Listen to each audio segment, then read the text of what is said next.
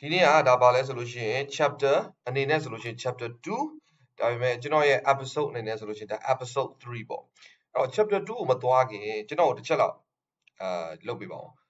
အရှိကဒီ turtle trader စာအုပ်နဲ့ပတ်သက်ပြီး episode 1ရော episode 2ရောနှစ်ခုလုံးကြည့်ပြီးပြီဆိုတဲ့သူတွေကျွန်တော်ကို comment မှာ yes လို့ရေးပေးပါဘာဖြစ်လို့လဲဆိုတော့เนาะဒီစာအုပ် review တွေလုပ်ပေးတာညီတို့ညီမတို့အကိုတို့မတို့အကျိုးရှိသလားအကယ်၍ yes တွေများတယ်ဆိုလို့ရှိရင်အကယ်၍ဒီစာအုပ်ပြီးလို့ရှိရင်နောက်ထပ်ကောင်းတဲ့စာအုပ်ကျွန်တော်ဖတ်ဖူးတဲ့စာအုပ်လေး review လုပ်ပြီးလို့ရတယ်เนาะအကယ်၍သိပ် value မရှိဘူးဆိုတော့တပြိုပေါ့เนาะအဲ့တော့ကျွန်တော်တကယ် like ပြီးတော့ဖတ်နေတယ်ထပ်ပြီးတော့လည်းဖတ်ချင်သေးတယ်အရှိရ episode 1 2ကိုလည်းကြည့်ပြီးသွားပြီဆိုလို့ရှိရင်ကျွန်တော် comment မှာ yes ရေးပေးပြီးလို့ရှိရင်အကယ်၍ကိုယ့်အတွက်အကျိုးရှိတယ်ဆိုလို့ရှိရင်ကျွန်တော်ရဲ့ဒီ YouTube channel လေးကိုလည်း subscribe လုပ်ပြီးခဲ့ပါเนาะ okay အဲ့တော့ကျွန်တော်တို့ chapter 2ကိုဆက်ပြီးတော့ကြည့်အောင်chapter 2ရဲ့ခေါင်းစဉ်ကပါလဲဆိုလို့ရှိရင် Prince of the Pit pit ဆိုတာပါလဲဆိုလို့ရှိရင်ဘာမှလို့ dive ပါလာပြီးလို့ရှိရင်သူကအင်္ဂလိပ်လိုကကြတော့ the hole in the ground เนาะဒီမြေကြီးမှာအပေါက်ကြီး pit လို့ခေါ်တယ်ပေါ့အရင်ပါလေဒီရောမခေတ်က fighter တွေเนาะတယောက်နဲ့တယောက် fight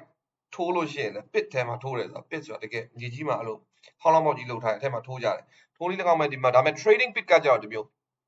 trading pit ဆိုတာဒီလိုမျိုးဟာမျိုး trading pit လို့ခေါ်တာtrading bit meaning လို့ရလဲလို့ရှိရင်ဒီမှာဒီအထဲမှာအရင် internet ခေတ်တွေမရှိသေးဘူးဒီဖုန်းတွေကအရန်ဖုန်းနဲ့အလုံးမဖြစ်သေးတဲ့အချိန်တော့ဆိုလို့ရှိရင်ဒီလိုမျိုး bit တွေထဲမှာ order တွေကိုယ်တိုင်သွားပြီးတော့ပါဇက်နဲ့သွားပြီးတော့တင်ရတဲ့ဟာရှိတယ်Richard Dennis ကအဲ့ဒီလိုနေရာမျိုးမှာ trade လုပ်ခဲ့တာနောက်ပိုင်းကျမှဖုန်းနဲ့ order တွေတင်တယ်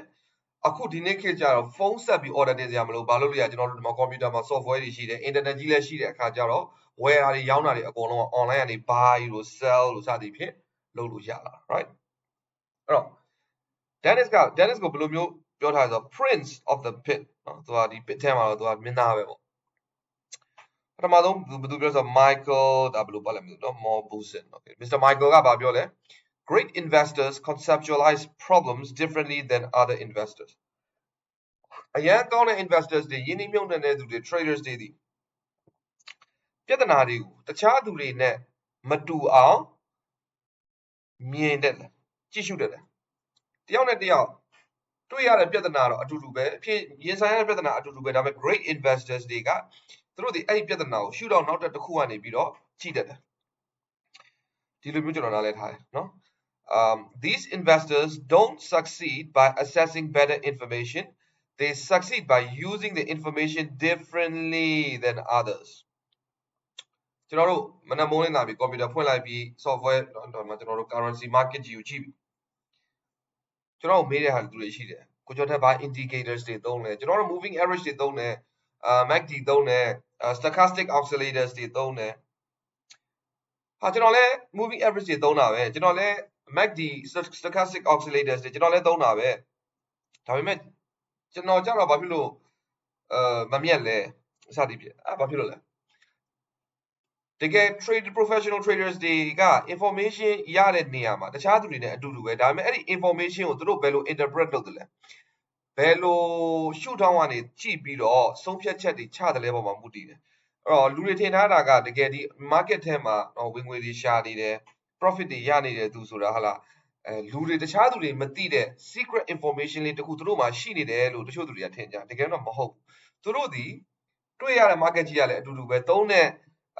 ဒီ indicators တွေရတဲ့ information တွေအကုန်လုံးဒီလေအတူတူပဲဒါပေမဲ့သူတို့ဘာလဲ they succeed ဘာဖြစ်လို့လဲ by using the information differently အဲ့ဒီရတဲ့ information ကိုတခြားသူတွေနဲ့မတူအောင် interpret လုပ်တတ်တယ်အသုံးချတတ်တယ်1986ခုနှစ်ကတဲ့ it was a huge year for Richard Dennis Mr. Dennis အတွက်အဲ့နှစ်ကအရင်ကြီးပါ he made 80 million အဲ့ဒီနှစ်မှာသူတန်း80 profit ရခဲ့တယ်အဲ့ဒီ1986တုန်းကတန်း80ဆိုတာတဲ့2009ခုနှစ်ကဒေါ်လာ148သန်းနဲ့ညီမျှဘာဖြစ်လို့ဆို inflation ကြောင့်အဲ့တော့စဉ်းစားကြည့်နော်1986ကတန်း80သူရခဲ့တယ်ဒါပေမဲ့2009ခုနှစ်အနေနဲ့ကြည့်မယ်ဆိုလို့ရှိရင်ဒါ148သန်းနဲ့အတူတူပဲအဲ့ဒါလောက်ထိပတ်စံရှာနိုင်တဲ့ power ကသူ့ကိုဘယ်နေရာကိုတိုးပို့ခဲ့လဲဆိုလို့ရှိရင် Wall Street ရဲ့အလယ်တဲ့မှာလူတွေအားလုံးသိအောင်လုပ်ခဲ့တယ် alongside with George Soros, who was making 100 million. အဲ့လောက်ဒီပတ်စံရအောင်ရှာနိုင်တဲ့အရေးအချင်းကြီးကသူ့ကို George Soros နဲ့တပြေးညီ Wall Street အလဲတက်တဲ့မှာဘယ်လိုပြောမလဲမိမောင်းထိုးခံရတယ်ပေါ့ George Soros ကအဲ့ဒီနှစ်မှာဘယ်လောက်ရခဲ့လဲတန်း100နော် and then ကျန်တဲ့သူတွေရှိသေးတယ်သူလည်း Michael Milken Drexel Burnham who was putting in 80 million ဒီလူနှစ်ယောက်ကလည်းဒီပုဂ္ဂိုလ်နှစ်ယောက်ကလည်းဒီခုနှစ်မှာဒေါ်လာတန်း80ရှာနိုင်ခဲ့တယ်နော် profits like those for Dennis came with Harvard Dennis က he was down ဆိုတာရှုံးနေတာနော် 10 million in a single day that year အဲ့ဒီနှစ်မှာ Dennis ကတရက်ထဲမှာ10သန်းသူ့ရဲ့ account ထဲမှာပြုတ်ကြတယ်သူ့ရဲ့ account ကထားပါတော့ဒေါ်လာတန်း200ဆိုလို့ရှိရင်အဲ့တရက်ထဲမှာသူ့ရဲ့ account ကတန်း190ဖြစ်သွားတယ် before bouncing back နောက်နေ့မှာ190ကနေတန်း200ကျော်ပြန်မဖြစ်ခင်မှာတရက်ထဲအတွင်းမှာသူ့ရဲ့ trading account က10သန်းရော့နေတယ်အဲ့တော့ဒါ size ရာဒီလိုမျိုးရေးထားလို့ပါเนาะဒါပေမဲ့ဒါကျွန်တော်တို့အနေနဲ့ကြည့်လို့ရှိရင်ဒါ10သန်းဆိုတာအများများတယ်ဒါပေမဲ့ကိုကtrade account ဘယ်လောက်နဲ့ trade လဲပုံပူတည်တယ် Dennis ကကျွန်တော်ထင်တယ်သူ့ရဲ့ account ကဒေါ်လာတန်း200ရှိတယ် million เนาะ am I alive ဒေါ်လာတန်း200ဆိုတော့အဲ့ဒီနေ့မှာသူဘယ်လောက်ရှုံးနေလဲဆိုတော့ 10% right 10 million အစား200ဆိုရင်သူ့ရဲ့ account က 5% down 5% down is okay ကျွန်တော်တို့ဆိုလို့ရှိရင်6% လောက်ထိ down လာဟုတ်တယ်မလားကျွန်တော်ဆိုလို့ရှိရင်တရက်တခါလေကြာရင်တချို့ရှုံးတဲ့ winning losing streak ရှိရနေဆိုလို့ရှိရင်ဒေါ်လာ600လောက်ရှုံးတယ်တရက်ကိုဒါပေမဲ့ကျွန်တော်ကဘယ်လောက်နဲ့စလဲကျွန်တော် account size ကဒေါ်လာ1000လောက်ပဲရှိတယ် right အဲ့တော့ဒေါ်လာ1000မှာ600ဆိုတာ6% down เนาะကျွန်တော်တရက်မှာကျွန်တော် account ထားပါဒေါ်လာ1000ကနေဒေါ်လာ9400လောက်ဖြစ်သွားတယ် it is 6% down အဲ့တော့သူ့အနေနဲ့ကြည့်ရင်ဒေါ်လာတန်း200နဲ့ trade လုပ်နေတဲ့ account ဒီ account နဲ့ trade လုပ်နေတဲ့သူတယောက်တော့ 5% ဆိုတာ AC ပဲเนาะသူကဘာပြောလဲ သူဘာပြောလဲဆိုလို့ရှိရင် he slept like a baby during all that volatility အဲ့ဒီလိုကိုယ့်ရဲ့ account အတက်အကျအပြောင်းလဲမှာသူအိတ်နေညသူခလေးလေးလိုပဲသူအိတ်နေတယ်တဲ့သူပြောတာHis money-making style was about mammoth home runs and many smaller strikeouts. ဒီအောင်နားတော့သိဖို့လိုတယ် Smaller strikeouts ဆိုတာသူ့ရဲ့ trading style က trade တစ်ခုဝင်ပြီးလို့ရှိရင်အဲ့ဒီ trade တွေတော်တော်များများကအရှုံးနဲ့ပြီးသွားတယ် Next chapter တွေမှာသူ့ရဲ့ trading strategy တွေပါတာအဲ့ဒါလေးတွေလည်းကျွန်တော်ဖတ်ပြမယ်သူ့ရဲ့ဟာထားပါတော့ trade ပေါင်းအခု100လုံးမယ်ဆိုရင်သူ့ရဲ့ win rate က 30% လောက်ပဲရှိတယ်ကျန်တဲ့အခု80လောက်ကရှုံးနေတာဒါပေမဲ့ဒီမှာရေးထားတော့ smaller strikeout ဆိုတော့ရှုံးတဲ့အခု80ကရှုံးလို့ရှိရင်နည်းနည်းလေးတွေပဲရှုံးတာထားပါတော့ထားဥပမာတော့နော်ထားပါတော့ဒေါ်လာ1000 2000 3000 4000အဲ့လောက်ပဲရှုံးတယ်တစ်ခါရှုံးလို့ရှိရင်ဒါပေမဲ့မြတ်တဲ့ trade အခု30ကတစ်ခါမြတ်လို့ရှိရင်ဒေါ်လာ1သိန်း2သိန်း3သိန်း4သိန်းဒီလိုမြတ်နေတာအဲ့ဒီအတွက်ကြောင့် over many trades trade ပေါင်းအခု100လုံးပြီးသွားတဲ့အချိန်မှာအခု80ရှုံးတယ်တစ်ခုရှုံးရင်ဒေါ်လာ1000 2000ပဲရှုံးတယ်နိုင်တာအခု30နိုင်တယ်တစ်ခုနိုင်လို့ရှိရင်ဒေါ်လာ1သိန်း2သိန်းနိုင်နေတဲ့အတွက်ကြောင့် trade ပေါင်းအခု100ပြီးလို့ရှိရင်အကုန်လုံးအပေါင်းတို့လုတ်လိုက်အောက်ဆုံးမှာသူ့မှာသူဒီ profitable ဖြစ်နေတော့မှာအမြတ်ငွေရနေတော့မှာနော်သူဘာပြောလဲ if there was a secret အကယ်၍လောကကြီးမှာဒါလျှို့ဝှက်ချက်တစ်ခုရှိမယ်ဆိုရင် trading မှာ he knew that you have to be able to accept losses both psychologically and physiologically trading မှာလျှို့ဝှက်ချက်တစ်ခုသာရှိမယ်ဆိုအဲ့လျှို့ဝှက်ချက်ကဘာလဲဆိုလို့ရှိရင်တဲ့ခင်ဗျားတို့ကျွန်တော်တို့ဒီအရှုံးဆိုတဲ့အရာကို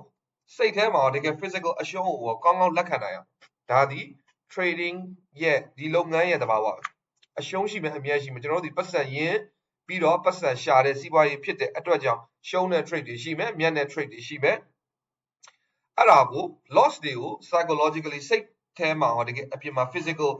အပြင်လောကကြီးမှာကောင်းကောင်းခံနိုင်ရှိရမှာဒီလိုမျိုးပြောတာ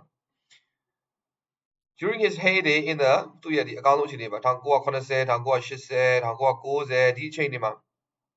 Dennis was described သူ့ကိုဘယ်လိုမျိုးပုံဖော်ခဲ့လဲဆိုရင် in a number of ways သူ့ကိုသိတဲ့သူတွေကဘယ်လိုမျိုးပုံဖော်ခဲ့လဲဆိုလို့ရှိရင် Then is the legendary floor trader နော် တကယ်ကနဝင်floor trader ကြီး floor ဆိုခုနက pit တွေထဲမှာ trade လုပ်တယ် Then is the trading systems guru trading guru တကယ် trading system တွေ develop လုပ်တဲ့နေရာမှာအရန်တော်တဲ့ guru ကြီးတယောက်ဒီလိုပြောတာ Dennis, who started funds with investment bank Drexel Berman, Dennis the philanthropist, political activist, Dennis the industry leading money manager, the industry there ma long take so much ရှိတဲ့ပတ်စံတွေ manage လုပ်တဲ့သူကြီး Dennis the gambler, လောင်းကစားလုပ်တဲ့သူကြီး was the only label that offended him. သူ့ကို gambler လို့ခေါ်တော့မကြိုက်ဘာဖြစ်လဲဆိုတော့ तू ကဒီလုပ်ငန်းဒီ तू gamble လုပ်နေတာမဟုတ် तू ရေရှည်မှာမြတ်မယ်ဆိုတာသိတယ်အဲ့ဒါကြောင့် तू လုပ်တယ် तू ကို gambler လို့ခေါ်ရင် तू မကြိုက်ဘူးဒီလုပ်ငန်းကဒါလောင်းကစားလို့ပြောရင် तू မကြိုက်ဘူး The name of the game is survival when the markets are in chaotic ဒီ game ကိုဘယ်လိုကစားရမလဲ trading ဆိုတာ is like a game ဟုတ်တယ်မလားဒီ game ကဘာလဲဆိုလို့ရှိရင် market ကလုံးဝ chaotic ဖြစ်နေဆိုတော့လုံးဝအနာဂတ်ကိုဘယ်လိုမှမျှော်မှန်းလို့မရတဲ့အချိန်တွေအယောင်းဝယ်ဈေးတွေအတက်ကျအရင်ကျန်းနေတဲ့အချိန်မှာကိုဒီ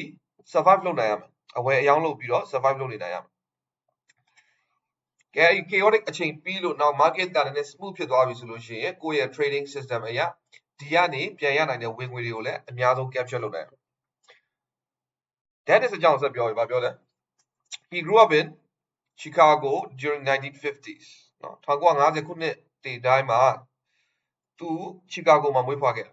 နော် There was no privileged children with wealthy parents and well-placed friends နော်သူနေတဲ့ neighbor မှာသူ့ရဲ့ပတ်ဝန်းကျင်အတိုင်းမှာသူနေရက်ကွက်ပေါ့အဲ့ဒီမှာဆိုလို့ရှိရင်တော့မွေးတဲ့ကနော်ချက်တာမိသားစုကမွေးလာတဲ့ကလေးတွေတယောက်မှမရှိဘူးမွေးတဲ့ကနေပြီးတော့နော်ပါဇက်ထဲမှာငွေစုံကိုက်ပြီးတော့မွေးလာတယ်မရှိဘူးသူကိုယ်တိုင်လည်းအဲ့လိုမျိုးမွေးလာခဲ့တာမဟုတ် The teenage Dennis နော် Dennis ဆိုဒီဆက်ရောသက်အရွယ်တော့ He was an introvert and wore thick glasses နော်မျက်မှန်အထူကြီးတွေဝတ်တယ် polyester pants သူ့ကိုပုံဖော်နေတာwas to buy 10 shares of $3 phonograph stock သူအဲ့ဒီteenager ပေါ့နော်ဆက်ရောသက်အရွယ်မှာသူ$3တန် stock ကိုတဲ့ share 10ဆောင်ဝယ်ရတယ်ဆိုတော့$30သူရင်းနှီးမြှုပ်နှံလိုက်တယ်ဒါပေမဲ့ကုမ္ပဏီကဒေဝါလီခံသွားတယ်ကုမ္ပဏီကဖြတ်သိမ်းသွားတယ်အဲ့တော့သူပထမဆုံးလုပ်ခဲ့တဲ့သူ့ရဲ့ trading attempt က is failed နော်ပထမဆုံး trading လုပ်ခဲ့တာတွေကသူ့ရဲ့ရင်းနှီးမြှုပ်နှံမှုတွေကကြာရှုံးခဲ့တယ်ဒါပေမဲ့သူက poker တော့ကစားတယ် poker ဒီ poker down တာပေါ့ဖဲရိုက်တာ intuitively understanding the odds နော်ဖြစ်နိုင်ခြေဘယ်လောက်ရှိလဲမဖြစ်နိုင်ခြေဘယ်လောက်ရှိလဲဆိုတာကို तू က natural သူကောင်းကောင်းသိတယ်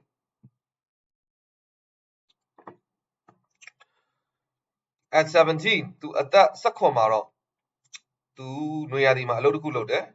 အလုပ်ကတနာရီကိုတစ်ချက်ပြား60ပြီးတယ် As a runner at the Chicago Mercantile Exchange ဒီဘက်က order တင်လို့ရှိရင်အဲ့ဒီ order ကိုယူပြီးတော့နောက်ထပ်ဟိုဘက်မှာ sorry ဒီဘက်ကနေပြီးတော့ order တစ်ခုကိုတင်တယ်တော့ဝယ်မဲ့သူက order ပေးလိုက်တယ်ဆိုလို့ရှိရင်အဲ့ဒီ order ကိုဟိုဘက်က market ထဲမှာ broker ကိုသွားပြီးတော့သွားပေးရတာ which is a runner အဲ့တော့အဲ့ဒီ exchange floor မှာဟိုအရင်တော့အဲ့လိုမျိုး trade လုပ်ခဲ့တာကျွန်တော်တို့အခုလိုမျိုး click နှိပ်လိုက်တာနဲ့ဝယ်သွားတာရောင်းလိုက်တာချက်ချင်းလုပ်လို့မရအဲ့ဒီခေတ်တုန်းကဆိုလို့ရှိရင်ဖုန်းနဲ့ order တင်လို့ဖုန်းနဲ့ line မအားတဲ့အချိန်တွေမှာဆိုလို့ရှိရင်အဲ့လို runner လုပ်လို့ရပြေးရသူတွေပေါ့ဥမာရောက်သူကသူ trader တယောက်ကငါကတော့ဟလာeuro USD ဝယ်ခြင်းနဲ့ဘယ်လောက်ဖို့ဝယ်ခြင်းလဲဆိုလို့ရှိရင်ရေးပြလိုက်တယ်ရေးပြတဲ့ဟာကိုကင်ပြီးတော့ဟိုဘက်ဒီပါလဲorder တင်တဲ့နေရာအထိကိုပြေးပြရတာပြေးပြီး order တင်အဲ့တော့ကြားထဲမှာအချိန်တွေ gap တွေရှိတယ်နော်အဲ့တော့Each day, the exchange floor was mobbed by hundreds of traders fighting and screaming to place their trades. Now, the exchange floor already trade looked at Nehaima filled with hundreds of traders. Traders they bound Yane Chibiro Shide. Through they about fighting and screaming. They already away at it now or to place the trades already demoed. They were exactly like auctioneers. But pit လုပ်တယ်လေလေလံပွဲကြနေတာပဲတဲ့ဘာလုပ်တယ်လဲအဝယ်အယောင်းတွေလုပ်နေကြတယ် except that they were in trading pit battling it out နော်တကယ်တော့ဗာလဲဟိုမှာမဟုတ်ဘူးလေလံပွဲမှာမဟုတ်ဘူးသူတို့တွေကဘယ်နေရာမှာလုပ်တယ်လဲ trading pit ထဲမှာလုပ်တယ် Dennis longs to be there. Dennis got him there. But to trade on the floor, you have to be 21. Eddie, trading fit him, trade low at what? I thought that's this year. I mean, Eddie don't want Dennis got that's the machine. At all, he found a way over that hurdle by talking his father into trading for him. At all, to appeal, to a start trading look. Eddie don't want. No. Dennis headed off to college at DePaul University, where his passion for philosophy, philosophy, do you call by I'm at DePaul University, knowledge is derived from experiment, observation, and experience. In a whole of you solution, the Pama, a tweet and knowledge. Trading at do bear. Rosa be trading low solo share. Go you know about Lila Zanamuri lower me, Demo account leader, Sabi trade logi me, I'm a Madida she there, online ma, Hulu Saudi Pame, then any dame, Bilushi online ma, she video lady G me, experiment. Demo trading, paper trading logi me, Bilushi, go yara de Bilushi the observe low. A bear money, observe low me. Bilushi, the change Jaloshi, go up experience of Shilam, right? Markets, which are often just mad crowd, are often irrational. How about it? Markets are often irrational. The short term, it is irrational, it's emotional. Through your emotion,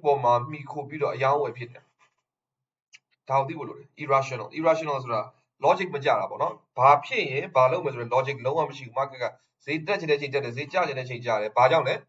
Luria, Yeroma, the market, again, no. Where young never Poesitara. They are mad crowds. Emotional pity at Yero Adrema. The price they are, is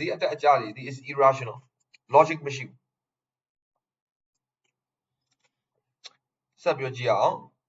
After graduating from DePaul University, philosophy to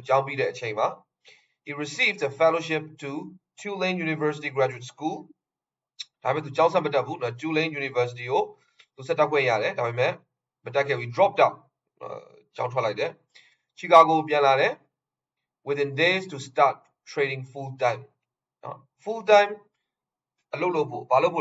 professional trading business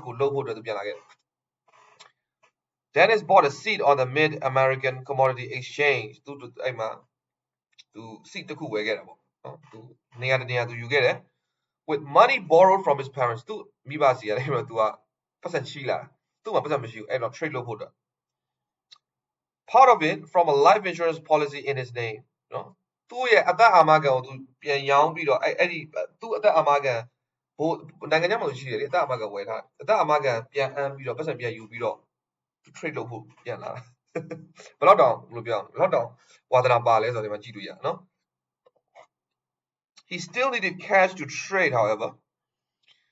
His initial watches of $100 came from his brother Tom's earnings delivering pizza. To a go at Tom. Tom pizza delivery load. Tom's yani $1 day. No.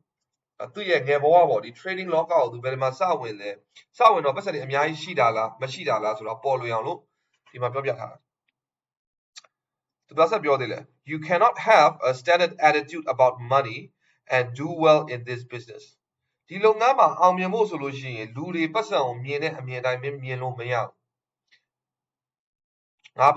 do I mean by that? Well, my father, for instance, worked for the city of Chicago for 30 years.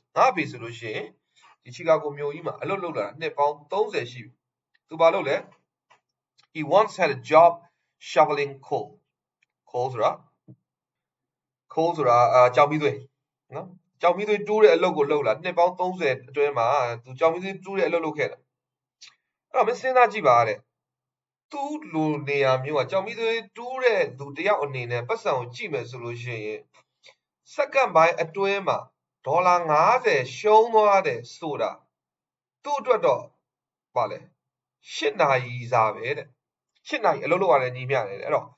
ပတ်စံကိုဘလို့မြင်တယ်ဒီမှာ तू ပြောချင်တာကကျွန်တော်တို့ trading လုပ်တော့မယ်ဆိုရင်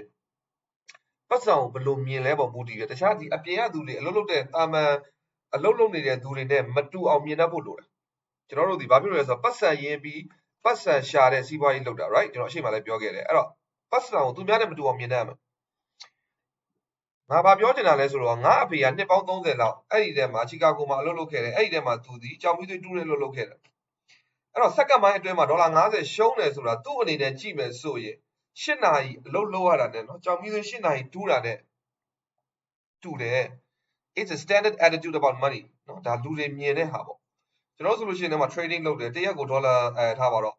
ဒေါ်လာ300ရှုံးသွားတယ်ဆိုလို့ရှိရင်ထားပါကိုယ့်ရဲ့ account size ကဒေါ်လာ1000ဆို300ရှုံးတယ်ဆိုတော့ it's just 3% 3% ပဲရှုံးတာဒီလိုပဲကျွန်တော်တို့မြင်ရမယ်3ကျွန်တော်တို့ 3R or 3% is 1R เนาะကျွန်တော်တို့ risk နဲ့ရှင်းမယ်ဆိုလို့ရှိရင်ငါဒီနေ့ဘယ်လောက်ရှုံးလဲ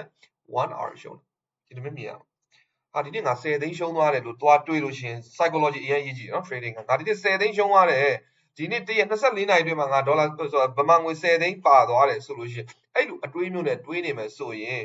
တလအလုပ်လုပ်လို့10သိန်းဝင်တဲ့သူတွေကဘယ်လိုဖြစ်နေမလဲသိတော့မယ်လေသူတို့ပါဟုတ်တော့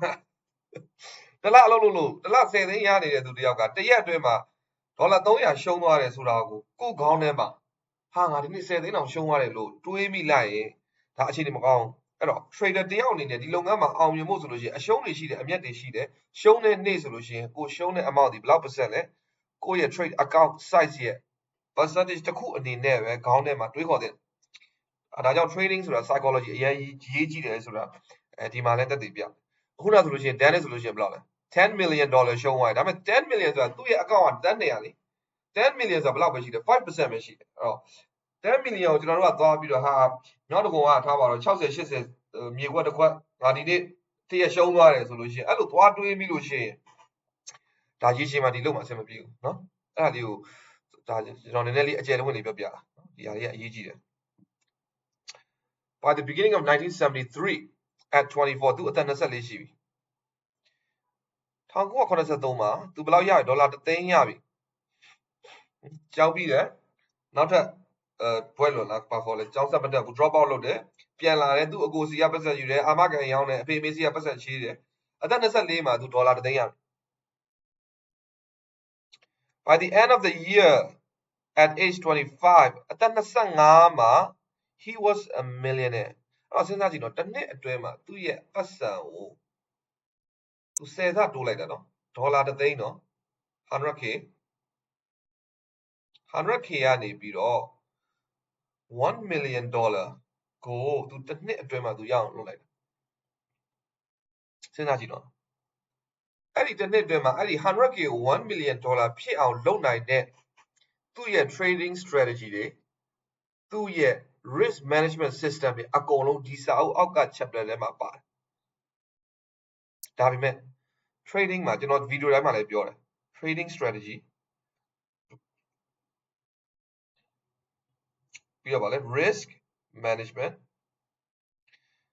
ပြီးတော့ psychology ကကိုယ့်ရဲ့ mindset ဒီသုံးခုလုံးပြည့်စုံမှရမှာ psychology က 60% ထိအရေးကြီးတယ် risk management က 30% ထိအရေးကြီးတယ် trading strategy က 10% အရေးကြီးတယ်အကယ်၍သူ့ရဲ့ strategy ဒီစောက်ထဲမှာပါတယ်သူ့ရဲ့ trading strategy ဘယ်ချိန်မှာဝယ်မလဲဘယ်ချိန်မှာရောင်းမလဲဘယ်လို pattern တွေကြည့်ရမလဲဆိုတဲ့ strategy ဒါအဓိကဆိုလို့ရှိရင်ဒီစောက်ဖတ်တဲ့သူတိုင်းအကုန်လုံးဘဝမှာအောင်မြင်နေကြပြီပေါ့ risk management is 30% နောက်ဆုံးအရေးကြီးဆုံးကိုယ့်ရဲ့ mindset နော်ဒီ market ကိုဘယ်လိုချဉ်းကပ်တယ်လဲ the psychology ပေါ့အရင်ရေးကြည့်ပါတယ်နော်အဲ့တော့နောက် video တွေမှာဒီ strategy ဘိုင်းကိုလည်းကျွန်တော်အကျယ်တဝင့်လေးကျွန်တော်ပြောပြအောင်ဒီစာအုပ်ထဲကဟာလေးတွေကျွန်တော်ဖတ်ပြမယ်အကယ်၍စိတ်ဝင်စားတယ်ဖတ်ချင်တယ်ဆိုလို့ရှိရင် come on အောက်မှာyes လို့ရေးပေးပါဦးနော်at one point during this time တစ်ချိန်မှာဆိုလို့ရှိရင်တဲ့ Dennis was in the middle of an interview နော် interview တစ်ခုလုပ်နေတဲ့အချိန်တွင်းမှာ with a reporter as he went to the bank to make a deposit သူကဘဏ်သွားပြီးတော့ပတ်စံထည့်မဲ့အချိန်မှာ reporter တယောက်ကလာပြီးသူ interview လုပ်ရင်းနဲ့သူကဘဏ်သွားနေတာသူကအဲ့ချိန်မှာပတ်စံဘယ်လောက်သွားထည့်တယ်ဆိုတော့$3,200,000သွားထည့်တယ် in 1976အဲ့ဒီခုနှစ်တုန်းကအဲ့ဒါဘာကိုကိုစားပြုလဲဆိုလို့ရှိရင်သူ့အတွက်ဆိုလို့ရှိရင်ဒါနှစ်ပတ်ကနေသုံးပတ် working လုပ်တာတဲ့သွားတူတယ်သူ့အတွက်ဒေါ်လာ3သိန်းကျော်ဆိုတာနှစ်ပတ်သုံးပတ်လုပ်လို့စားပဲရှိတယ်နော်အဲ့ဒီအချိန်တုန်းကဒီလိုမျိုး amount တွေက1980အချိန်တုန်းကအဲ့လောက် amount တွေက is not normal တဲ့ normal မဟုတ်ဘူးကျွန်တော်တို့အခုဖတ်နေတဲ့စာအုပ်ကကဘာပေါ်မှာအကောင်းဆုံးသမျှအကောင်းဆုံး trader ကြီးတစ်ယောက်ရဲ့အကြောင်းကိုကျွန်တော်တို့ဖတ်နေရနော်အဲ့တော့ဒီလောက်တော့ရှိမယ်သူ was depositing $325,000 quite simply his trading techniques was to trade seasonal spread နော် seasonal ဆိုတာရာသီအလိုက်ပြောင်းလဲဖြစ်တဲ့ spread ကိုမှီခိုပြီးတော့သူ trade လုပ်တာဖြစ်တယ်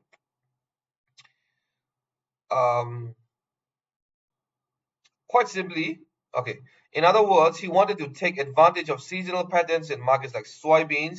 his initial specialty သူပထမဆုံးစပြီး trade လုပ်ခဲ့တာ soybean ကနေစပြီး trade လုပ်ခဲ့တာ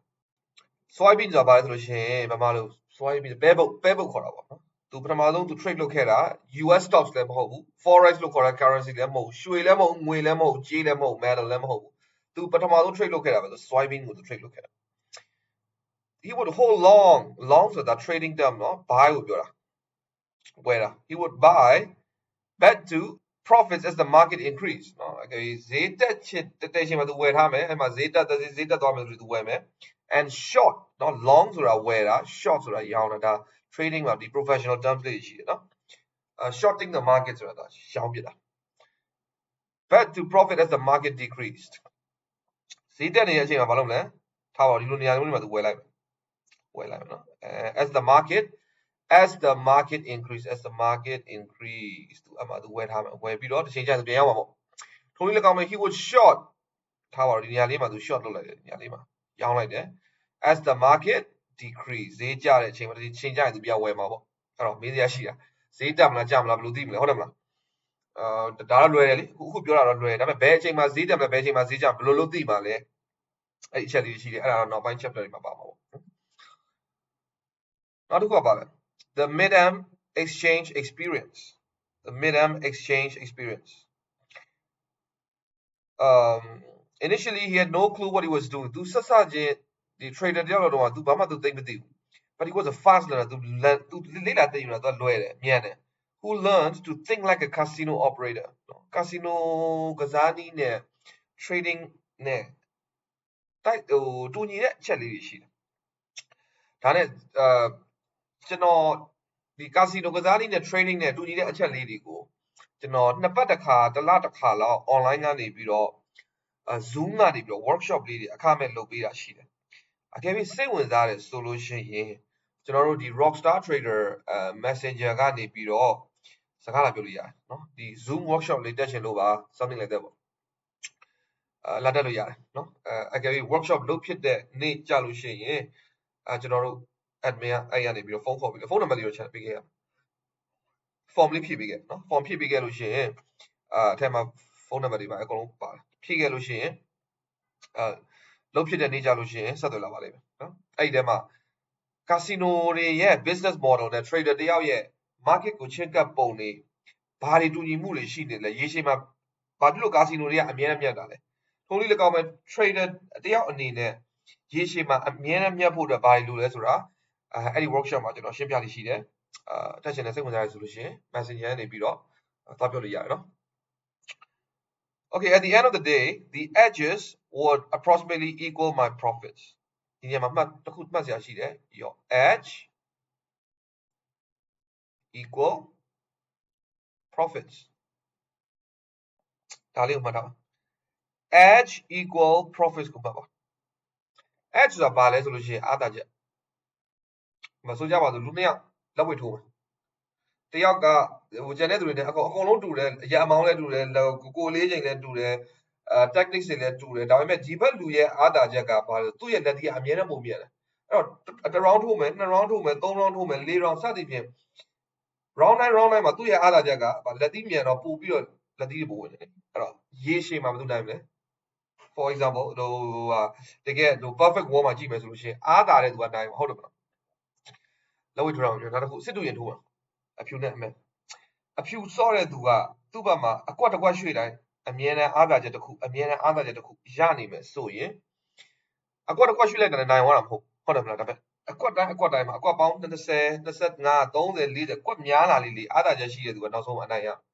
ထိုနည်း၎င်းပဲ trading လုပ်တယ်ဆိုတာကျွန်တော်တို့ဒီ trade တစ်ခုဝင်တယ်ဆိုတာဘာလုပ်တာလဲဆိုရင်အားသာချက်တစ်ခုကိုဝင်ရှာနေတာအဲ့ဒီ trade မှာရှိတဲ့အားသာချက်လေးတွေတိတိလေးတွေ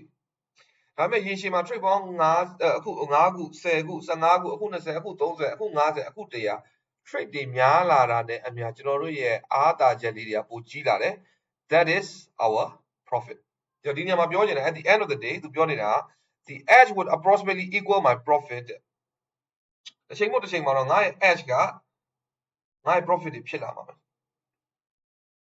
obviously on an individual basis တယောက်ချင်းစီသူပုဂ္ဂိုလ်ချင်းစီကြည့်မယ်ဆိုလို့ရှိရင် it doesn't have to happen but over a longer period of time it will ကျွန်တော်ခုနပြောတဲ့အတူတူပဲ trade တစ်ခုချင်းကြည့်မယ်ဆိုရင်တော့အဲ့ဒီ edge လေးက doesn't have to happen မဖြစ်ဘူးမဖြစ်စလောက်လေးမမြင်အောင်အားသာချက်လေးကဘယ်လောက်လဲမသိအောင်ဒါပေမဲ့ over a long period of time ရေရှည်ကြာလာတာနဲ့အမျှအဲ့ဒီအားသာချက်တေးလေးတွေကကြာလာလို့ရှိရင်ကိုယ်အနိုင်ရှုံးဖြစ်ပေါ်စေတယ်ခုနလက်ဝဲ example နဲ့အတူတူပဲ first round ထိုးတယ်အားသာချက်လေးကပါတယ်သူလက်သီးပုံမြန်တာပဲရှိတယ်တိတ်မသိတော့2 round လောက်ထိုးပြီးဆိုလို့ရှိရင်မျက်နှာလေးကဟိုကောင်းရမှာနည်းနည်းလေးဖူးရောက်လာဟုတ်တယ်3 round 4 round boxing ထိုးလို့12 round ထိထိုးတာ12 round ထိထိုးတာဟုတ်တယ်မလား6 round 9 round 8 round ဆိုလို့ရှိရင်နှစ်ယောက်လုံးအကုန်အတူတူပဲဒါပေမဲ့ဒီဘက်ကကောင်ကလက်သီးပုံမြန်တယ်ဆို8 round လောက်ဆိုတော်တော်သိတာလားဟုတ်တယ်အဲ့တော့ trading နဲ့အတူတူပဲ trade တစ်ခုလုပ်မယ်2ခုလုပ်မယ်3ခုလုပ်တယ်သိမသိတာဒါပေမဲ့ over a long period of time trade အခု50 trade အခု60 80 80 100 200ဆိုလို့ရှိရင်ကိုယ့်ရဲ့အားသာချက်တွေဖြည်းဖြည်းနဲ့အကြီးဖြစ်လာတယ်အဲ့ဒါကကျွန်တော်တို့ရဲ့ profit ပဲဒါကိုပြောချင်တာ I try to be like the house in a casino ဒီ casino မှာ house အကြောင်းသိရင်ခုနပြောတယ်ကျွန်တော်ဒီ messenger လာပြောပါအဲ့ဒီအကြောင်းကျွန်တော်အသေးစိတ်ရှင်းပြပေးထားတယ် casino တွေဘာကြောင့်နိုင်တာလဲ casino တွေဒီသူတို့မှာအားသာချက်ရှိလို့နိုင်တာ casino နဲ့ထိုးသားမှာ casino ဘက်ကအားသာချက်ရှိလို့အမြဲနိုင်တယ်အဲ့တော့ trading လုပ်တဲ့နေရာမှာ Richard ကဒီမှာဘာပြောလဲ I try to be ငါဘာဖြစ်အောင်နေလဲငါ casino မှာဆိုရင်တော့ငါ casino ဒိုင်နေရာနေဖြစ်အောင်ငါနေတယ်ဘာလို့အဲ့လိုနေရရင်ဆိုကိုယ့်ဘက်မှာအားသာချက်ရှိမယ်ရေးရှိမှာအမြဲရနော်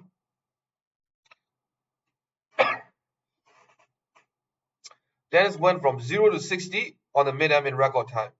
and no one knew how he learned to do what he was doing နော်ထားပါတော့3ညနေ100ကြည့်မယ်ဆိုလို့ရှိရင်3ညနေ60ကိုအဲ့ဒီ mid-am မှာသူ့ရဲ့အချိန်ကရန် record time အချိန်တိုလေးတွင်မှာသူရောက်သွားတယ်ပြီးတော့အရေးထူးဆန်းတာပါလဲဆိုတော့သူဒီ technique တွေဒီ skills တွေကိုဘယ်ကနေပြီးတော့လေ့လာခဲ့လဲဆိုတာဘယ်သူမှမသိဘူးလေ He knew that traders had a tendency to self-destruct. The battle with self was where he focused his energies. ဒီစာကြောင်းနဲ့အရမ်းမိုက်တယ်နော် traders တွေဟာကိုဖျက်ဆီးလို့တဲ့ tendency ရှိတယ်ဒီ market မှာဒီလုပ်ငန်းမှာအောင်မြင်ဖို့ဆိုလို့ရှိရင်ဘယ်သူနဲ့တိုက်ခိုက်ရမှာလဲ the battle with self ကျွန်တော်တို့မိုးနေလာပြီခုဆို computer ဖွင့်လိုက်ပြီ currency base ကျွန်တော် forex trade လုပ်တယ်လေ forex ဆိုတော့ currency base တွေကြည့်တယ်ဘယ်ဟာဝယ်ရမလဲဘယ်ဟာရောင်းရမလဲဘယ်စီမင်းစည်းကမ်းကိုလိုက်နာပြီးအဝယ်ရောင်းလုပ်ရမလဲကိုသိတယ်ဒါပေမဲ့တချို့ဟာလေး emotion ကလှုပ်သွားတဲ့ခါလေးရှိဒါလေးဝယ်လိုက်ရင်ကောင်းမလားဒါလေးရောင်းလိုက်ရင်ကောင်းမလားငါတခုဆိုလို့ရှိရင် profit မြတ်နေပြီ target တော့မထိသေးဘူးငါဒေါ်လာ200ကျော်တော့မြတ်နေပြီငါထွက်လိုက်တော့မယ်စသည်ဖြင့်ကို battle လုပ်ရတာနော်တကယ်စီမင်းစည်းကမ်းဥပဒေသားတွေကလုံးဝမသွေဖီပဲနဲ့နေ့စဉ်အဲ့ဒီအတိုင်းပုံမှန် consistent ဖြစ်ဖို့လုပ်တယ်ဆိုတာဒါဘာလဲဆိုတော့ is the battle with self ကိုနေ့စဉ်တိုင်း trading လုပ်တဲ့တိုင်းတကယ်တော့ကိုမိမိနေ့စဉ်တိုင်းပွဲဝင်နေရတယ်တူတူပဲသူပြောတာအရင်မှန်တယ်ဒီထဲမှာအဲ့ဒီမှာသူ့ရဲ့ energy တွေကိုသူအသုံးပြုတယ်တဲ့ပြီးတော့ဗာဆက်ပြောလဲ however trading was harder than Dennis let on Dennis သူထင်ထားတဲ့ trading ကလည်းပို့ပြီးတော့ခက်ခဲတာသူသိလာတယ် the early ups and downs took a toll on him up and down ဆိုတာဘာကိုပြောရလဲဆိုတော့ဆိုကြပါစို့ကျွန်တော် trading account တစ်ခုဖွင့်မယ်ဒေါ်လာ1000ထည့်မယ်ဒေါ်လာ9000ထည့်အောက်တော့ဒေါ်လာ9000ထည့်တာအကောင့်ကဝယ်လိုက်ဝယ်ရောင်းလို့ရှိရင်မြတ်တဲ့နေ့ရှိရှုံးတဲ့နေ့ရှိဒီအကောင့်ကနေ့တဲ့အမြအပေါ်အောက်သွားနေတာသူဆက် trade လို့ရှိရင် Dennis လည်းလူပဲလို့တယ်မှာနောက်ပိုင်းမှာသူဒီ legendary trader ဖြစ်သွားဒါပေမဲ့သူလည်းလူတစ်ယောက်ပဲဆက်ချင်းအဲ့ account size တက်လိုက်ကြလိုက်ကသူ့ကို mentally စိတ်ခံစားချက်ရသူ့ကိုထိခိုက်သွားတယ်ဒါပေမဲ့သူ့ရဲ့အဲ့လောက်ခက်ခဲတဲ့အဲ့ဒီ lesson တွေကို he learned his lesson ဒါပေမဲ့သူဒီကနေသူသင်ယူခဲ့တယ် within months လပိုင်းပဲကြာတယ်သူကောင်းကောင်းလေ့လာတတ်သွားတယ် you have ဒီမှာသူဘာပြောလဲ Dennis ပြောရဟာနော် you have to mentally go through the process of failure trade တစ်ခုဝင်လိုက်ပြီထားပါတော့ကိုယ့်ရဲ့ risk က$200ဆိုလို့ရှိရင် okay ဒီ trade ငါမမှန်ခဲ့ဘူးငါရှုံးသွားခဲ့သည်ရှိတော့ငါ$200ရှုံးမယ်အဲ့ဒီရှုံးတဲ့ amount ကိုငါလက်ခံနိုင်သလား mentally go through ကိုယ့်ရဲ့စိတ်ထဲမှာငါဒီ trade ကိုရှုံးသွားပြီလို့သဘောထားလိုက်လက်ခံနိုင်လားလက်ခံနိုင်တယ်ဆိုမှအဲ့ဒီ trade ကိုဝင်ပါလက်မခံနိုင်ဘူးဆိုရင်အဲ့ trade ကိုဝင်စရာအကြောင်းမရှိဘူး right သူဘာပြောသေးလဲ I had a day သူမှာအဲ့ရက်တစ်ရက်ရှိတယ်တဲ့ during which I made every mistake known to mortal man အဲ့ဒီနေ့မှာငါအမှားတွေအများကြီးလုပ်လိုက်တယ် I took big risks two big risks အဲ့ဒီငါ risk တွေအများကြီးယူလိုက်တယ် I panicked and sold out at the bottom of every break နားမလို့သူက is panic သူအရန်ကြောက်ပြီးတော့ဟုတ်လား training ကပါလေ psychology ပဲသူအဲ့ risk တွေအများကြီးယူပြီးသူ trade လုပ်လိုက်တယ်အဲ့ဒီသူဘာဖြစ်သွားလဲသူအရန် market အတက်အကျမှာသူအရန်လန့်ပြီးတော့ပုံမှန်တော့အပေါ်မှာ top မှာရောင်းရမှာဘာမှရောင်းပြီလဲ sold at the bottom of every break เนาะ break ကြတယ်အမြဲတမ်း bottom မှာသူအမြဲရောင်းနေတယ် I had built my net worth up to about $4,000 သူစခဲ့တာ$1,600လို့ပြောတယ်$1,600သူစခဲ့တာအဲ့$1,600နေပြီးတော့သူ$4,000ဖြစ်နေပြီ$1,600 $4,000ဖြစ်နေပြီ coming to that day အဲ့နေ့မှာသူ$4,000ရနေပြီအဲ့မှာသူဘယ်လောက်ပြန်ရှုံးလဲဆိုတော့2နာရီအတွင်းမှာ$1,000ပြန်ရှုံးသွားတယ်တဲ့ဒါသူ့ရဲ့ဆက်စချင်း early days ပေါ့နော်ဒီ legendary trader ဒေါ်လာသန်းနဲ့ချီပြီးမဖြစ်ခင်သူဆက်စ trade လုပ်တဲ့အကြောင်းသူပြောပြတယ် It took me about 3 days to work through the experience emotionally ဒါကျွန်တော်တို့ဖြစ်ဖို့အဲ့လိုကိုက market ထဲမှာအမှားလုပ်လိုက်တယ်ဆိုလို့ရှိရင်အဲ့ဒီနေ့ရှုံးသွားတဲ့ amount ကြီးကလူကြီးကနေလို့လုံးဝမကောင်းဆက်စ trading လုပ်ခဲ့တော့အရင်နေလို့မကောင်းတဲ့ခါကျသူဆိုလို့ရှိရင်လည်းဘယ်လောက်လဲအဲ့ဒီဟာကြီးကိုသူလက်ခံဖို့အတွက်ငါအဲ့ဒီအမောင်ငါဘာကြောင့်လုပ်ခဲ့တာလဲเนาะငါသိရတာလည်းငါဘာကြောင့်လုပ်ခဲ့တာလဲစသည်ဖြင့်ဒီလိုမျိုးဟာကိုသူ3ရက်လောက်ကြာတယ်တဲ့သူဒီ experience ကိုသူစိတ်ထဲမှာသူပြန်ပြီးတော့ reality ကိုလက်ခံဖို့ဒါပေမဲ့ and I think it was the best thing that ever happens to me အဲ့ဒီဖြစ်ပွားခဲ့တဲ့အဖြစ်အပျက်ကငါဘဝမှာအကောင်းဆုံးအဖြစ်အပျက်တွေတခုပဲဘာဖြစ်လဲဆိုတော့တခါလေကြောက်လို့ရှိရင် trader တယောက်အနေနဲ့ကျွန်တော်တို့ဘဝမှာဖြတ်သန်းတဲ့အချိန်မှာဒီလိုမျိုးအချိန်မျိုးရှိမှလဲကိုကအဲ့ဒီ experience ကနေပြီးတော့ learn လုပ်လို့ရမယ်နောက်တစ်ချိန်ကဒီလိုမျိုးလုပ်ဖို့မသိဘူးအဲ့ဒီကြမှာလူက grow ဖြစ်တာเนาะ तू ကလည်းဘာပြောတာဒီလိုမျိုးဖြစ်တာသူ့အတွက်ဒါအကောင်းဆုံးအဲ့တော့ဖြစ်ပေါ်ခဲ့တာပဲတဲ့ It was about this time 1983အချိန်တုန်းက that fellow traders Tom Willis and Robert Moss met Dennis ဒီလူနှစ်ယောက်က Dennis ကိုတွေ့တယ်They will go on to work together for years as close friends and business associates เนาะတကယ်ချင်းနေအနေနဲ့ကောစီးပွားမိတ်ဖက်အနေနဲ့ရောသူတို့နောက်နှစ်ပေါင်းဒီနေ့ကဒီသူတို့အလုပ်လုပ်ခဲ့တယ် with Dennis as their leader Dennis ကအဲ့တော့သူတို့ရဲ့ leader Willis like Dennis was brought up in a working class family သူဒီလေချမ်းသာပြီးပါဆိုတော့ပေါဖွာလာတာမဟုတ်ဘူးပုံမှန်လုပ်တဲ့မိသားစုတွေပေါဖွာလာတာ His father who worked first as a milkman เนาะနွားတို့သမားလားမသိဘူး and delivering bread ပေါမုတ်တွေ deliver လုပ်တယ် helped him buy a seat အဲ့ဒီတော့အမေရိကန်မှာ trade လုပ်ဖို့အတွက်ထိုင်ကုန်တွေကဝယ်ရတယ် for 1,000 at age 21အသက်21မှာ$1,000ပေးပြီးတော့ seat တစ်ခုဝယ်ပေးတယ်เนาะ Willis ကလည်းသူ့အဖေကเนาะနွားတို့သမား delivery ပို့ရတဲ့ပေါမုတ် delivery ပို့ရတဲ့သူ့သား Willis 21ပြည့်တဲ့အချိန်မှာ trading လုပ်ဖို့အတွက် mid-term မှာ seat တစ်ခုကို$1,000ပေးဝယ်ပေးတယ် Dennis သူဘာပြောလဲ saying that the market was a legal and moral way to make a living ကျွန်တော်တို့နေ့စဉ်စားဝတ်နေရေးအတွက်ပတ်စံလိုတယ်အလုပ်လုပ်ရမယ်ပတ်စံရသူများစီမှာလုပ်လို့ရတယ်ဒီ financial market တွေထဲမှာကျွန်တော်တို့ trade လုပ်လို့ရတယ် Dennis ကဘယ်လိုပြောလဲဒီ market ဆိုတာ financial market ကြီးอ่ะ it is a legal တရားဝင် and a moral ဆိုတာတကယ်လုံးဝလည်းဖြောက်မှန် is a way to make money ဘာဖြစ်လဲကိုကအဝယ်အရောင်းလုပ်တယ်ဆိုတော့တစ်ဖက်ကအဝယ်အရောင်းလုပ်တဲ့သူရှိမှကျွန်တော်တို့ကဝယ်လို့ရောင်းလို့ရတယ်လေ It is a very moral way to make money right Willis started trading with his mid-am seat နော် Willis ကဒီ mid-am သူ့ဖေဝယ်ပြီးတဲ့ seat မှာသူစပြီးတော့ trading လုပ်တယ် but had no immediate contact with Dennis သူစစချင်းရောက်တဲ့အချိန်မှာ Dennis နဲ့ချက်ချင်းတွေ့ခဲ့တာမဟုတ်ဘူးသူတို့နှစ်ယောက်ကအဲ့ဒီ pit ထဲမှာအငယ်ဆုံးနှစ်ယောက်ဖြစ်တယ်လူတွေတော်တော်များအနည်းဆုံးတော့ဗါလဲ65 to 80 years old အသက်60ကနေအသက်80အထိလူတွေအဲ့ဒီထဲမှာရှိနေတယ်သူတွေဒါပေမဲ့အဲ့မှာသူတို့နှစ်ယောက်ပဲအသက်20ကျော်လေးတွေ Dennis approached Willis နော်အထဲမှာနှစ်ယောက်လုံးကလူတော်တော်များအသက်65ကနေ80ဒီ pit ကြီးထဲမှာဒါပေမဲ့ Dennis ကပဲအသက်20ကျော် Willis ကလည်းအသက်20ကျော်ဆိုသူက Willis ကိုသွားပြီးတော့ချင်းခဲ့တယ် most likely because he was good enough not to go broke and because they were both the same age နှစ်ယောက်လုံးကတက်ရွယ်တူဖြစ်တော့အဲ့ဒီ pit ထဲမှာ Dennis က Willis ကိုဘာသွားပြောလဲဆိုတော့ if you are buying wheat and it is strong မင်းက wheat ကိုဝယ်နေတယ်ဝယ်ထားတယ်သူက strong ဖြစ်နေတယ် strong ဖြစ်တယ်ဆိုတာ market က strong ဖြစ်တယ်ဆိုတာဈေးဆက်တက်ဖို့အလားအလာရှိတယ်ပြောတာပေါ့နော် and the beans are too low beans ကဈေးမတက်သေးဘူး low point မှာပဲရှိသေးတယ် and the wheat မင်းခုနဝယ်ထားတဲ့ wheat က 5 higher ပုံမြင့်နေတယ်ဆိုလို့ရှိရင်တဲ့ why don't you sell beans မင်း bean ကိုမင်းဘာမှမလုပ်ရသေးဘူးကြာ bean ကိုရောင်းလိုက်ပါလားတဲ့ instead of selling the wheat you already bought ဘာပေါ့လား wheat ကိုဝယ်ထားတယ် wheat က strong ဖြစ်နေတယ် bean က is too low wheat ကပို့ပြီးတော့မြင့်နေတယ်ဆိုလို့ရှိရင်မင်းက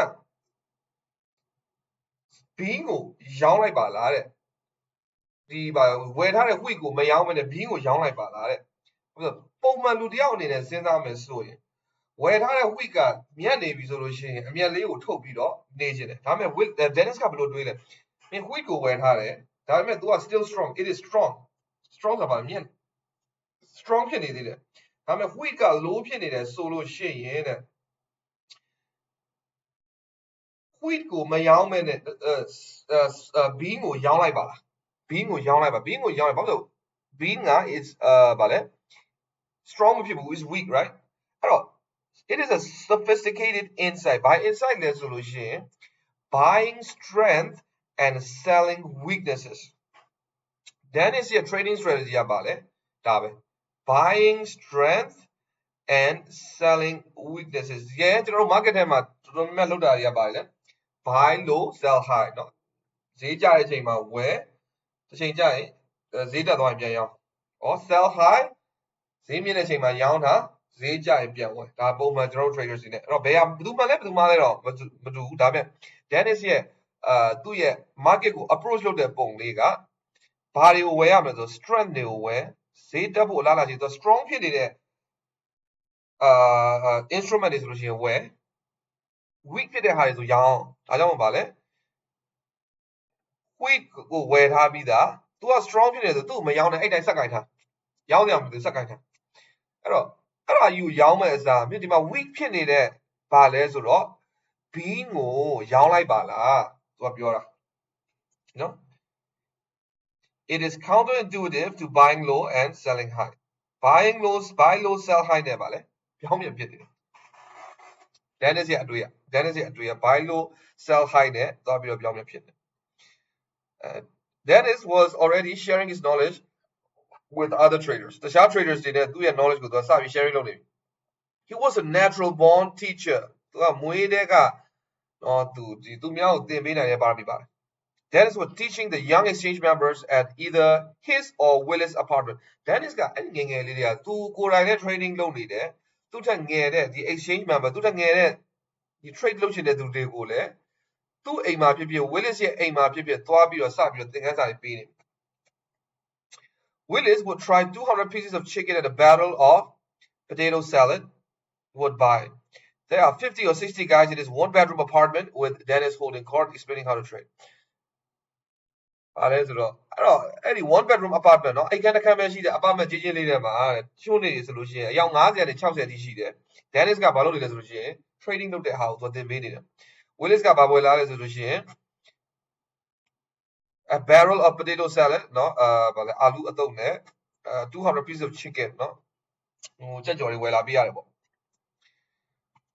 Craig and Gary Lacrosse, Wayne Elliott, Robert Talion, and David Ware are all Chicago traders who learned from Dennis.ဒီလူတွေအကုန်လုံးကပါတယ်လေ Chicago traders တွေ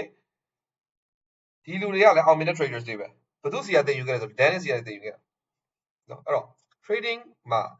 တကယ်အောင်မြင်တဲ့ကျွမ်းကျင်တယ်ဆိုတဲ့သူတွေကိုလေ့လာကြည့်မယ်ဆိုလို့ရှိရင်ကိုယ့်ဘက်ကို trading လုပ်တာလည်းအောင်မြင်ရမယ်ကိုသိတဲ့ကိုယ့်ရဲ့ knowledge ကိုလည်းသူများကိုပြန်ပြီးတော့sharing လုပ်ပေးနိုင်ရမယ်လို့ကျွန်တော်ထင်တယ် Dennis ကကျွန်တော်ရဲ့ inspiry ပဲဖြစ်တယ်သူကြောင့်ပဲကျွန်တော်လည်းအခုဒီ Rockstar Trader ပေါ့နော်ဒီ education channel လေးတစ်ခုရှိတယ် online course တွေလည်းရှိတယ်စာအုပ်တွေလည်းဖတ်လို့ရတယ်live coaching session တွေလည်းယူလို့ရတယ် Rockstar Trader ဆိုလို့ရှိရင် YouTube channel တွေလည်းရှိတယ်အဲ့ဒီမှာကျွန်တော် trading နဲ့ပတ်သက်တဲ့အသိပညာဘုသူတာအများကြီးကျွန်တော်မျှဝေထားတယ်ရှိတယ်နော် After the apartment training session everyone would go home နော် training ပြီးဆိုလို့ရှိရင်အကုန်လုံးအိမ်ပြန်တယ် and they would meet the next day in the pit တွေထဲမှာ trading လုပ်တဲ့ pit ထဲမှာပြန်တွေ့တယ် during market hours they would ask Dennis ကိုလာမေးတယ် what is this meant to you what is this is this what you meant and he says yeah Dennis really gave away his knowledge နော်အဲ့ pit ထဲမှာအဝယ်ရောင်းလုပ်ရမယ့် idea တွေကိုလည်း Dennis ကသူ့ရဲ့ knowledge တွေကိုသူပြောပြတယ်နော် okay အဲ့တော့ဒီနေ့ series တော့ကျွန်တော်ဒီလောက်နဲ့ကျွန်တော်နားလိုက်မယ် now episode တွေကြာလို့ရှိရင်ကျွန်တော်တို့ဆက်ပြီးတော့ဖတ်ရအောင် the move from the pit ဆိုတော့ pit ထဲမှာ trading လုပ်နေတာနေပြီးတော့ Dennis က pit ထဲမှာ trading မလုပ်ဘဲနဲ့တခြားဘယ်နေရာတွေမှာ trading လုပ်ခဲ့တယ်လဲသူ့ရဲ့ trading strategies တွေကပါတယ်လေသူ့ရဲ့ clients တွေသူ့ရဲ့ turtles တွေကိုသူဘယ်လို strategy တွေသင်ပေးခဲ့လဲဘယ်သူတွေအောင်မြင်ခဲ့တယ်လဲအဲ့သူ့ရဲ့ turtles တွေရောဘယ်လို trading result တွေရခဲ့လဲ Dennis ကိုယ်တိုင်ရောဘယ်လို trading result တွေရလဲဆိုတော့နောက် episode တွေမှာလာပါလိမ့်မယ်နော်အကယ်၍စိတ်ဝင်စားတယ်ဆိုလို့ရှိရင်ခုနကကျွန်တော်ပြောသလိုပဲ yes တခုခုရေးပေးခဲ့yeah အားလုံးကျေးဇူးတင်ပါတယ်